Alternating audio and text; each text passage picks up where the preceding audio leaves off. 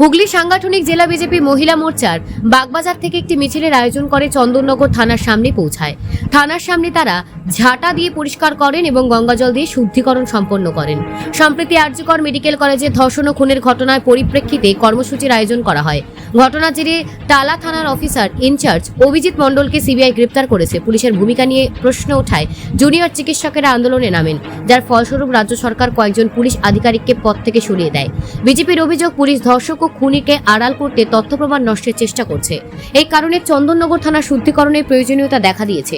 তাদের মতে থানা শুদ্ধিকরণের মাধ্যমে প্রশাসনের অপদার্থতা ও দুর্নীতির বিরুদ্ধে প্রতিবাদ করা হচ্ছে। কিছুক্ষণ বিক্ষোভ প্রদর্শনের পর মহিলা মোর্চার কর্মীরা ফিরে যান। আজ আমাদের শুধু হুগলি জেলা নয়, সারা রাজ্য জুড়ে থানা শুদ্ধিকরণ অভিযান আমাদের কর্মসূচি দেওয়া হয়েছে। আপনারা থানার সামনে তো ঘেরাও করে আপনারা তো শুদ্ধিকরণ করলেন, গঙ্গা জল ঝাঁটা কি জন্য করলেন? কারণ আমাদের পুলিশ ভাইরা সব ভুলে গেছে যে ওনারা চাকরি পাওয়ার সময় সাধারণ মানুষের জনগণের সহযোগিতা করবেন। ওনারা তো ধর্ষণকারীদের সাথে আছেন।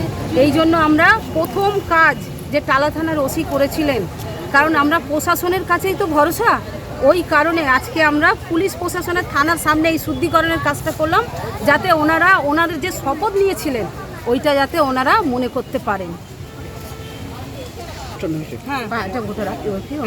প্রত্যেকটি জেলাতে শুরু হয়েছে। আপনারা কতদিন থেকে মিছিল করে এলেন? আমরা ওই বাগবাজার থেকে। কি নাম আপনার? হুগলি সাংগঠনিক জেলা সভানেত্রী সোনিয়া সামন্ত, মহিলা মোর্চা সভানেত্রী সোনিয়া সামন্ত।